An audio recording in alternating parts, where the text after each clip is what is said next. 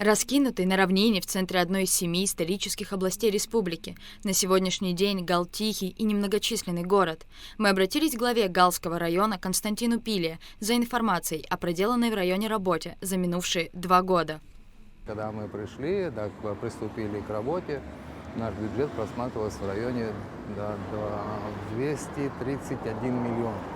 У нас был общий, и сейчас за 2 года мы выросли до 273.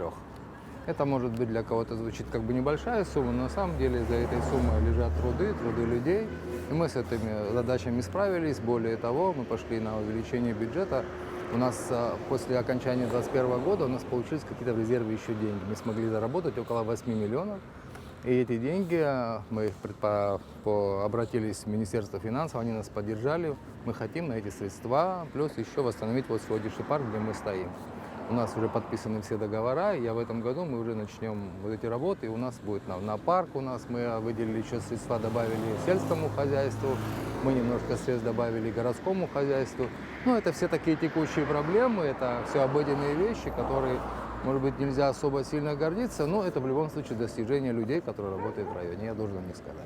На 2022 год местный доход в бюджет составляет 48,5 миллионов рублей. Межбюджетный трансфер из республиканского бюджета – 69 миллионов. И 148 миллионов рублей бюджета являются субсидией, которая в полном объеме направляется на выплаты заработной платы основным категориям работников в сферах образования, здравоохранения, культуры, благодаря соглашению между Россией и Абхазией. Это и администрирование уже более четкое. У нас отдел экономики стал работать, стал отдел прогнозирования работать. Они вышли прямо на улицу, как говорится. Они стали обходить практически каждый магазин, каждый объект. Они зашли, померили площадь. Сравнивали с теми данными, которые было у налоговой. Где-то разошлось, где-то было увеличение, где-то уменьшение. Вот это администрирование верно и дало такую возможность. По словам главы района, с переходом на безналичное обращение бюджетных средств выплата заработной платы работникам бюджетной сферы стала прозрачнее и быстрее. Все перевели на карты, соответственно, с программами казначейства. Мы всю эту работу вывели. У нас практически нет выплат наличным, мы все переводим на карточки. Если я не ошибаюсь, один сотрудник у нас был в охране, который не имел документа, у него русская фамилия. И для него был принципиальный вопрос, я не буду получать вид на жительство, я хочу рассчитывать только на гражданство. И вот такой принципиальный вопрос был, но он очень ответственный сотрудник.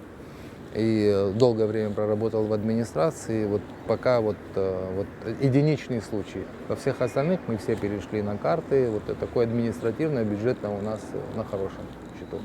На данный момент в Галском районе проживает порядка 30 тысяч человек, среди которых 17 тысяч – трудоспособное население, 5 тысяч – это численность населения, занятого в экономике. Работающее население, 5600 человек – это работающее население. Это те, которые работают во всех сферах, это и в бюджетной, и не в бюджетной сфере. Бюджетные 1200 и, соответственно, все остальные – это внебюджетные. Это люди, занятые в коммерции, в всяких сферах услуг. И всякие. Так, чтобы я сказал бы, общие статистические данные 68% получилось у нас, 63% получилось у нас безработица. Но это не такая безработица в прямом смысле, как безработица. Это люди самозанятые, это люди, которые работают у себя дома, на приусадебных участках. Они выращивают орех, они выращивают таких сельскохозяйственных культур. Мы, в свою очередь, оказываем содействие, насколько это возможно, в рамках, так сказать, закона, что мы можем помочь им реализовать им продукции, делаем небольшие ярмарки. Такие услуги, наше содействие, наш МУП оказывает. Тут проводятся какие-то работы, например, городское хозяйство проводит работы. Мы делали очистку реки, которая по городу, почти 1,5 километра очищали реку от наносов, от завалов, дабы были ливни, были подтопления, и нас, как говорится, пронесло, потому что были работы. И нам это обошлось в 200 тысяч рублей всего бюджета полностью. Тут за каждый угол поворачивать, как говорится, трактор, выходят люди, кто-то с едой, кто-то с уровнем, кто-то с лопаткой, и все друг другу помогают.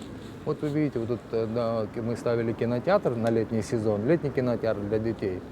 Должны были работать 3 человека, городская служба, одна машинка, которая бурит, одна машинка вышка. Я пришел проконтролировать работу, 50 человек тут было. Кто это люди? Это соседи, кто рядышком живут.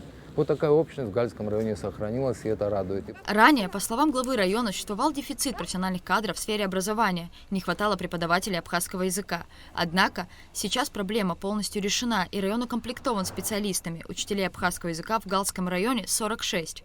На сегодняшний день в районе 19 школ и 7 детских садов. Это 522 ребенка выпуска каждый год. 522, 530. 5 учащихся мы в Российскую Федерацию у нас поступило детей. И остальные мы поступили у нас в АГУ. Ректор АГУ пошел нам навстречу. У нас 2 поступили по Олимпиаде. Это значит, такие были хорошие показатели на Олимпиаде, что университет их принял. У нас 2 по Олимпиаде поступили. А все остальные получили по баллам на платное обучение попалось. 50 тысяч оплачивать за учебу это накладно на сегодняшний день. Меня пригласил ректор, сказал, что мы гальским детям будем помогать, всех перевели на бюджет. Мы тоже там поучаствовали в каких-то мероприятиях университетских. И вот такое хотел бы благодарить Олегу Алексеевичу и весь коллектив, который рядом с ним, за то, что они вот так нам помогли. На данный момент некоторый дефицит кадров ощущается в узконаправленных профессиях. Району не хватает бухгалтеров и руководителей ведомств. У нас был такой дефицит, связан с преподавателями абхазского языка, коих у нас 46 преподавателей абхазского языка, был дефицит. Мы укомплектовались, по образованию у нас комплект. Дефицитные профессии, немножко вот такие, которые имеют определенную специализацию, это бухгалтера, это руководители тех или иных ведомств, уже определенные квалификации. Такой кадровый дефицит есть. Численность населения старше трудоспособного возраста в районе около 7111 человек. Большая часть из них получает абхазскую пенсию по ВНЖ. У нас поколение младше, трудоспособного, это около 17% получается.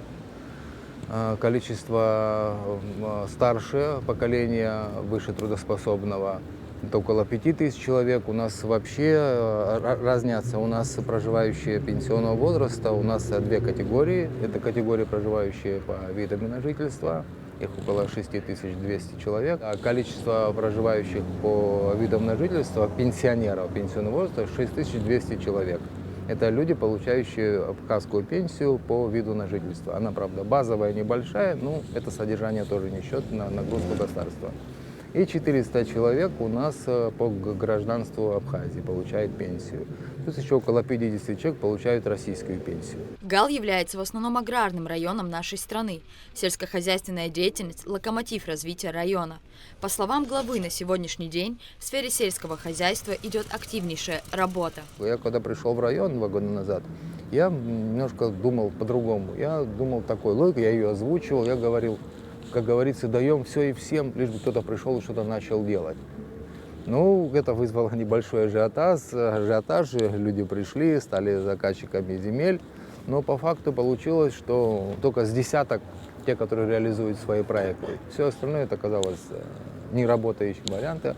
Более 40 с чем-то мы подали на расторжение, продали прокуратуру тем, кому были ранее выделены.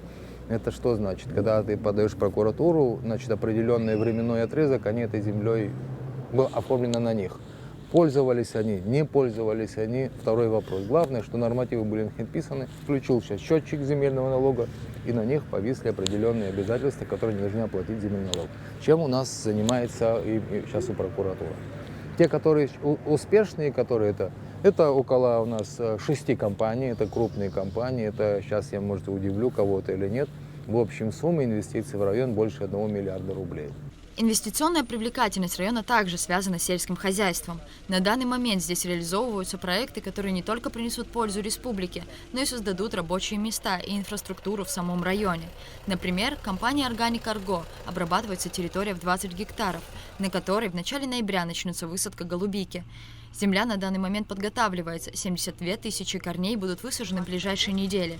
Идет активная работа по облагораживанию территорий, созданию всей необходимой инфраструктуры. Голубика будет экспортироваться в Российскую Федерацию. Благодаря этому проекту в районе увеличилось количество рабочих мест. Все необходимые кадры набраны из числа местных жителей. Organic Agro – это ребята, занимающиеся голубикой. Их бюджет вкладывания в район больше 280 миллионов, очень крупная сумма. Агроресурс фирма, они заказчики 1000 гектаров чайных плантаций, им выделено, их план по инвестициям около 200 миллионов. Аграрная Абхазия, занимающаяся посадкой злаковых, у них около 100 миллионов они будут вкладывать. Алхан, фирма, наверное, все знаете, Амиран Михайлович, они строят заправочную станцию большую, с большой металловой базой, с топливными запасниками, под 300 миллионов. Вы, наверное, там были, если вы там снимали, это вот там. Экофиш занимается рыбой, уже форель, которая у нас в садках, сегодня в Гальском водохранилище, уже доходит до 2 килограмм, уже таким весом. И сегодня они позвонили, хотели бы уже даже икру с них добывать, просили пройти в районе холодильники. Ну, вот такие инвестиционные проекты, это и рабочие места. Если под 1 100 миллионов, которые в районе, все это те люди, которые уже работают и которые уже вложились. Я верю в эти проекты, потому что я вижу наглядно, что они делают. Это не просто разговор. Это и рабочие места, это налоги, это подоходные, это и много-много-много чего. И что надо в районе делать? Когда у тебя с туризмом слабым, значит, нужно делать какой-то акцент. У нас это акцент все-таки на сельское хозяйство, ну вот на такой вот промысел, я так бы сказал. Основным фактором развития сельского хозяйства в районе, по словам Константина Пиля, являются не только инвестиции, вкладываемые в различные проекты, но и человеческий ресурс, вовлеченный в работу, и тщательный контроль сельскохозяйственной деятельности. У нас с 29 тысяч, у нас 5 тысяч называются залежами. Это те, которые мы в будущем можем открыть земли. Потом не все было правильно администрировано весь этот период, и мы создали инвентаризационную комиссию, которая до конца года должна провести инвентаризацию земель в 6 селах, план до 6. 3 села уже инвентаризация прошла. Что это такое инвентаризация? То есть прямо выходят в поле наши специалисты с руководителем села, заместителем, с активом села, выходят, начинают просто прямо замерять те земли, которые обрабатываются, за кем они, кто обрабатывается. Вот такая статистика. И с каждым разом оно выявляется все больше и больше. Вот человек, живя где-то в селе, он там видит, что где-то заросли.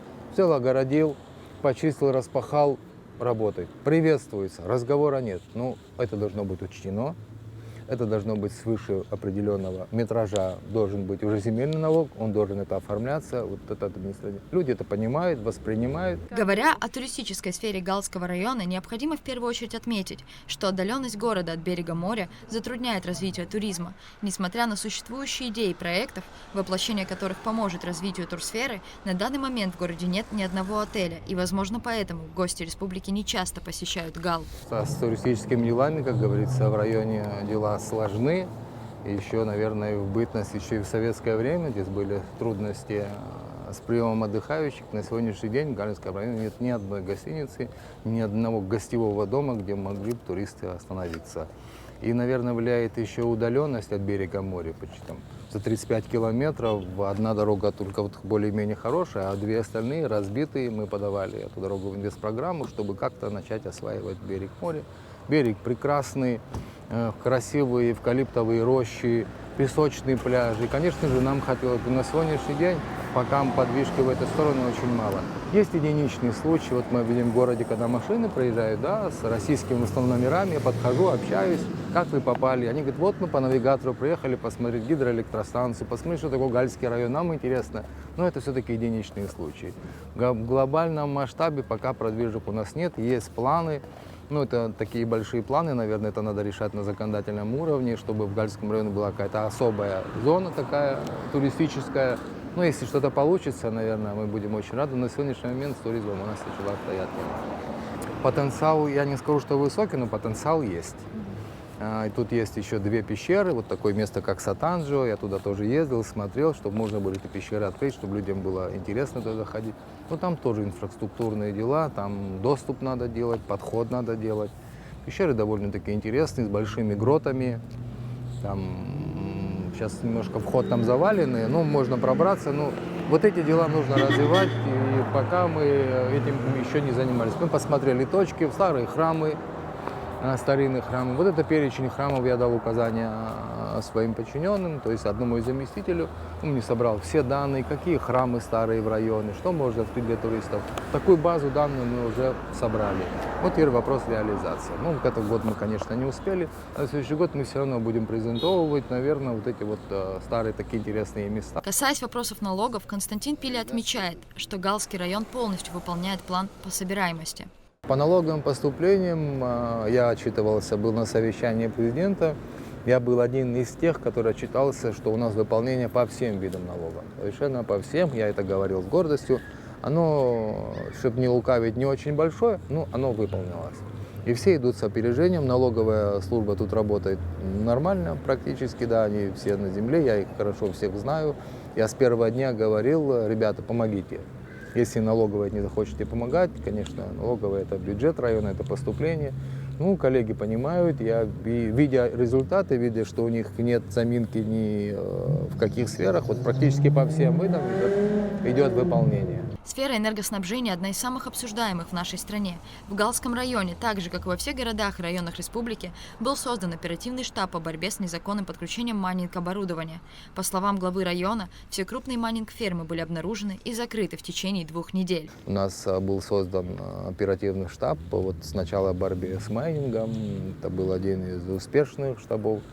Правда, некоторые руководители не могли поверить, как так за 2 недели практически Галский район сразу закрыл все фермы. Не могли поверить, людям не верилось. Так я говорю, приезжайте, посмотрите. Ну, тут было 4 крупных фермы, которые пользовались законно. Ну, мы собрали ребят, сказали: ребята, не надо сейчас этого делать. Мы все друг друга знаем в Абхазии. Не подставляйте меня, и я вас, как говорится. Все сказали: все, Эдуардович, договорились. Все сразу отключили. Ни одной крупной фирмы нет. Были единичные случаи позже, конечно, есть нерадивые. Там у кого-то там одну ферму нашли, собранную из видеокарт, назвали ее фермой, ну, неважно. Повышение тарифа за электроэнергию, как отмечает Константин Пиля, для населения по большей части прошло безболезненно. Собираемость средств в районе – одна из самых высоких по стране. По юридическим лицам у нас мы зашли за 90% собираемости, практически полностью. И 46% это физическим лицам, это лучший показатель среди всех районов. Но это тоже мало, президент ставит задачи, чтобы мы усиливали. Ну, мы что делаем? Вот если есть в селах, раньше как было, вот в селах, если люди не оплачивают, там несколько семей, отключали свет селу на 2 дня вообще всем. Я запретил это делать, я сказал: не делайте. Если такая мера у вас существует, то они говорят: действенная мера. Я говорю: существует действенная мера, понимаю, но людей без электричества не оставляйте, находите другие методы. Сейчас, если там бывают, там у них на полдня включат-выключат, для того, чтобы соседи друг тоже поговорили. Слушайте, я плачу, из-за вас я тоже страдаю. Мы там друг другу воздействие. Но это идет только световой день, и то очень недолго. Нам большой я запрещаю. У нас в сборе электроэнергии участвует глава села, представители нашей компании «Черноморэнерго». И я там прошу, чтобы кто-то был с администрации, и, может быть, иногда будет участковый.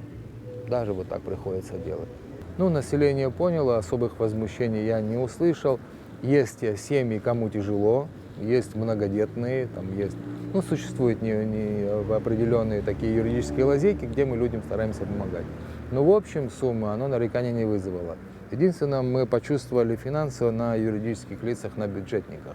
Еще раз скажу, так как бюджет уже был распределен по статьям, по всем, а повышение уже вышло после. И вот немножко вот такой небольшой коллапс создало, но мы понимаем, что мы обязаны это все оплатить. На сегодняшний день, насколько мне известно, ну, по крайней мере, на неделю назад у нас задолженности по электроэнергии со стороны администрации работников бюджетной сферы не было.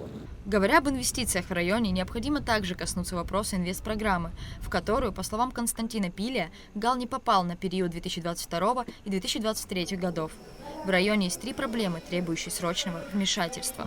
Когда инвестпрограммы формировались, нам сказали: подайте заявки, ваши больные точки. Мы подали на ремонт больницы, в которой вы сегодня были. У нас больница хорошо защищена, в смысле укомплектована хирургами, врачами. Но общее состояние инфраструктурное, конечно, желает лучшего. Это старая больница, которая требует ремонта. Нет лифта с 1-го этажа, больного не поднимешь на 2-й. Это бывает тучный больной, это бывает просто человек не может же ходить. Операционная на 2-м, человека надо поднимать. У нас нет проблем, большие проблемы. У нас еще проблемы с водопроводом. У нас 12 километров сетей водопроводных, которые от нашей Речкинского водозабора, который я даже не могу посчитать, в скольких местах она дырявая. Это идет 2 водовода диаметром 500 и диаметром 700. Большие трубы, которые обеспечивают весь Гальский район. Мы подали на ремонт водовода и, соответственно, дорогу, которая нас ведет к морю. Гальский район, как обычно, выпал из этого всего. На 22 год ничего, на 23 год ничего, только на 24 и на 25 в размере по 25 миллионов. Это будет латание, наверное, опять. 3 такие основные точки, где требуется немедленных вложений. Но мы подали заявки все 3, но нам не то что утвердили, нам все отсекли и оставили 2 проекта на 24 и на 25 годы по 25 миллионов в год. Главная цель в развитии Галского района, по словам главы администрации, созидание, работа над благосостоянием жителей, привлечением инвестиций и улучшением инфраструктуры. Рада Чачава, Лилиан Маршан, Абхазское телевидение.